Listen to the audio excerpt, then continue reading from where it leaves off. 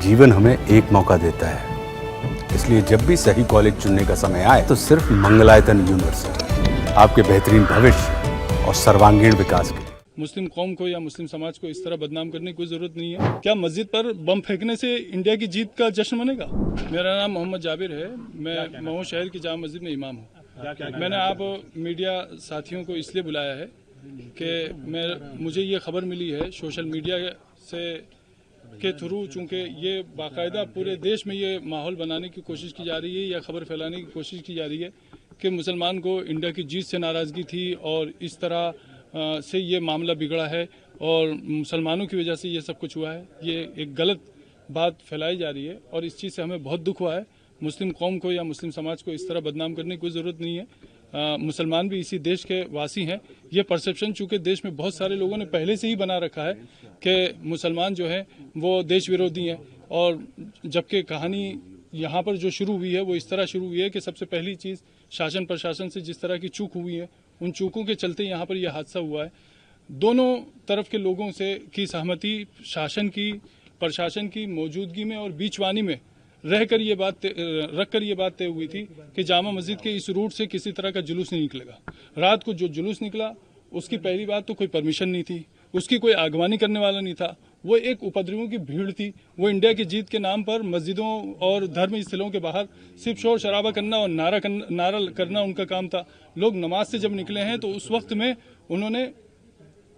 में ये भी हुआ है कि सुतली बम मस्जिद पर फेंका गया। अब इसका इंडिया की जीत से क्या लेना देना था? क्या मस्जिद पर बम फेंकने से इंडिया की जीत का जश्न मनेगा? ये बहुत बुरी बात हुई है और इस चीज़ का हमें बहुत दुख है कि एक तरफ गलती करने वाले गलती कर रहे हैं, दूसरी तरफ कुछ लोग ऐसे हैं जिनके हाथ में किसी भी तरह का सोशल मीडिया का कोई सा भी प्लेटफॉर्म या आईडी है तो वो उसके थ्रू ये फैलाने की कोशिश कर रहे हैं कि मुसलमान जो है वो देश का विरोधी है और इंडिया की जीत से उसको तकलीफ है वगैरह वगैरह वगैरह। हम इस चीज़ से बहुत दुखी हैं और बहुत साफ साफ कहना चाहते हैं कि हमारी मस्जिद न पाकिस्तान में है न हमारे महल्ले बांग्लादेश में है।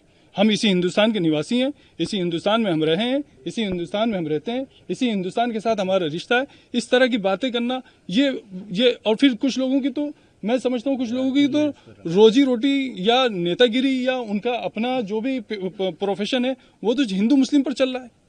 तो उन लोगों के पास पद है या ओहदा है या पावर है, वो इस तरह की बात करते हैं, उनको शोभा नहीं देता। मतलब ठीक है, आप किसी की चापलूसी कर सकते हैं लेकिन आप किसी की बात से उस वक्त तक सहमत नहीं हो सकते जब तक उसमें सच्चाई ना हो। लेकिन जो आरोप लगाए जा रहे हैं दूसरी तरफ से भी, मैं उसी आरोप तरफ से लगाए जा रहे हैं। दूसरा पक्ष ये कह रहा है कि कोई पटाखा नहीं फोड़ा गया, दूसरा पक्ष ये भी कह रहा है कि जुलूस निकल रहा था, हमने भारत माता तक की जय के नारे लगाए, पीछे से पत्थरबाजी हुई। मस्जिद से ऐसा उनका कहना है। इस प्रकार की वीडियो भी आ रही है कि मस्जिद से कुछ लोग निकल रहे हैं और एक नारे समझ गया, मैं आपकी बात समझ गया। अब मेरी बात को जरा ध्यान से सुनिए।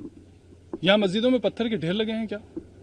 मैं मीडिया पर्सन से बहुत खुल के बात कहता हूँ, आप पूरी मस्जिद और इसके आसपास के सारे एरिया को छान मारिए, क्या यहाँ पर पत्थर जमा किए हुए थे? एक बात।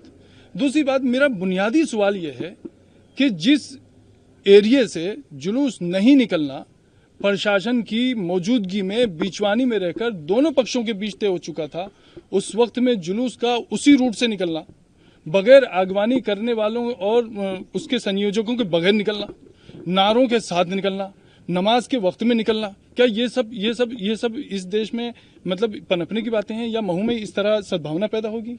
क्या ये चीज़ ठीक हुई? मेरा सवाल इंसानियत के नाते, मैं एक मुस्लिम पक्ष का पक्षकार होने के नाते बात नहीं कर रहा हूँ। मेरा कहना यह है कि क्या ये मंदिर के सामने होता तब भी गलत था, ये मस्जिद के सामने है तो क्यों गलत नहीं है? अगर ये मंदिर के सामने होता तो गलत था, तो ये मस्जिद के सामने है तो क्यों गलत नहीं है? तो ऐसी जो बातें आ रही हैं कि जुलूस तो निकाल सकते हैं, जैसा कि आपने कहा कि क्या बिना परमिशन के जुलूस निकलेंगे?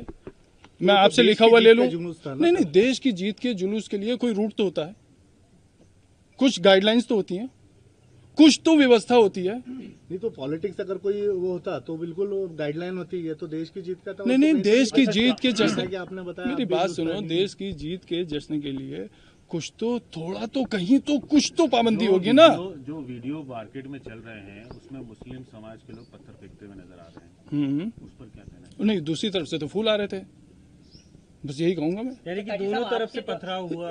बिल्कुल ठीक है, मैं मान रहा हूँ ना भाई, पथराव ऐसा नहीं, मैं ये नहीं कह रहा हूँ। अब रात को मुझे किसी मीडिया पर्सन ने पूछा कि साहब जिन लोगों ने किया है वो उपद्रवी थे, मुसलमान में जिनके रिकॉर्ड खराब है उन्होंने किया, तो मैंने कहा उधर से तो दूध के दूल्हे फेंक रहे थे। ये तो कोई बात नहीं हुई ना, मतलब अच्छा नहीं लगता। कोई एफआईआर वगैरह की गई है? नहीं, मैंने पर्सनल अभी कोई एफआईआर नहीं की है, लेकिन मेरा लोगों से, सभी तरफ के लोगों से मेरा यह आह्वान है कि अगर किसी का वाकई कोई नुकसान हुआ है तो उस नुकसान के लिए वो पुलिस को आगाह करें और अपनी नुकसानी की रिपोर्ट वाकई सच्चाई के साथ जो बात है वो प्रशासन के सामने रखें, ताकि उसके दिल में ये नहीं रहे कि भाई प्रशासन में किसी तरह की जो है निष्क्रियता है। एक चीज़। दूसरी चीज़ मैं एक और कहना चाहूँगा, जो आप लोगों से मीडिया वालों से आप बहुत बहुत प्यार के साथ कहना चाहूँगा कि प्लीज़ मेरी कौम पर इस तरह के इल्ज़ाम मत लगाएं। आपका नाम बता। मेरा नाम मोहम्मद। प्रेस वाले थोड़ी लगा रहे हैं। नहीं, इस तरह के इल्जाम, देखिए सुनिए मेरी बात सुनिए। एक और सवाल उठता है कि अभी तक जो कार्रवाई हुई है शासन प्रशासन, पुलिस प्रशासन की तरफ से, उससे आप संतुष्ट हैं? अभी तो आने वाला वक्त बताएगा कि कितनी संतुष्टि मिलती है, कितनी नहीं मिलती, क्योंकि प्रशासन को भी काम करने के लिए अपना टाइम चाहिए और बिल्कुल होना चाहिए, रहेगी। और आप हमसे कहिए कि हमें क्या करना है, हम करने के लिए तैयार हैं, शांति के लिए क्यों नहीं करेंगे। हमने प्रशासन से कहा है कि हम पूरी तरह जो है। अच्छा, एक चीज और, लोग इस तरह खबर फैला रहे हैं मुसलमानों ने क्या, आग तो मुसलमानों की दुकानों में लगी है, गाड़ियां तो मुसलमानों की चली है, और घरों में घुस के तो मुसलमानों के मारा गया। आप मुझे 2-4 वाकई ऐसे बता दीजिए कि हिंदुओं के घर में घुस के मुसलमानों ने मारा हो, मुसलमानों ने 2-4 दुकानों को आग लगा दी हो, 10-5 बाइकें चली हो। मेरा खुला चैलेंज है भाई, मैं खुल के बोल रहा हूँ। नहीं, मेरी बात नहीं समझा। जो मैं इस घटना से जुड़े हुए मैं ये बात कर रहा हूँ कि मुसलमानों की 5 दुकान 7 दुकानों में आग लगी है। मुझे आप बताइए कि ऐसे 2 दुकानों में 4 दुकानों में आग लग गई क्या?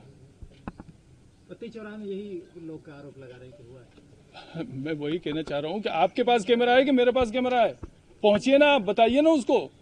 अगर मैं बता दूंगा यहाँ पर कि एक मिनट मैं अगर ये बता दूंगा कि यहाँ मुकेश भाई की दुकान में आग लगी है, तो आप लोग सब पहुंच जाएंगे। वहां जाने के बाद जब पता चलेगा कि मोहम्मद भाई की दुकान में आग लगी है, तो आप वापस कैमरा लेके आ जाएंगे। ये कुछ मीडिया पर्सनों की सच्चाई है। काजी साहब, हमने दोनों पक्ष दिखाए हैं। समस्या ये है कि दोनों पक्ष से एक ही तरह के आरोप लगाए जा रहे हैं मीडिया पर। अच्छा, मीडिया पर दोनों तरफ का? नहीं, मीडिया पर भी वो एक ऑन अ लाइटर नोट कि वो मीडिया पर नहीं, बस एक दूसरे पर दोनों ही पक्ष के एक जैसे आरोप हैं। वो कह रहे हैं कि वहां से आगजनी हुई, दूसरा पक्ष कह रहा है कि इधर से पत्थरबाजी और आगजनी हुई। ठीक है जी, सीसी कैमरा उठाइए, हम प्रशासन से निवेदन करेंगे और आग्रह करेंगे कि सीसीटीवी कैमरा उठाइए और उसमें चेक कीजिए और पता चल जाएगा कहाँ से आगजनी शुरू हुई है। कोई बात नहीं, ठीक है। आरोप प्रत्यारोप की सच्चाई तो प्रशासन कर ही लेगा। फिलहाल आप क्या अपील करना चाहेंगे? अभी भाई, शांति बनाने में जिसका जो सहयोग लग सकता है उसको सहयोग देना चाहिए और शहर को पुरानी हालत पर वापस आना चाहिए, और जो सद्भावना पहले बनी हुई थी उससे बेहतर सद्भावना का माहौल बनाने की कोशिश करना चाहिए। ठीक है, थैंक यू, शुक्रिया।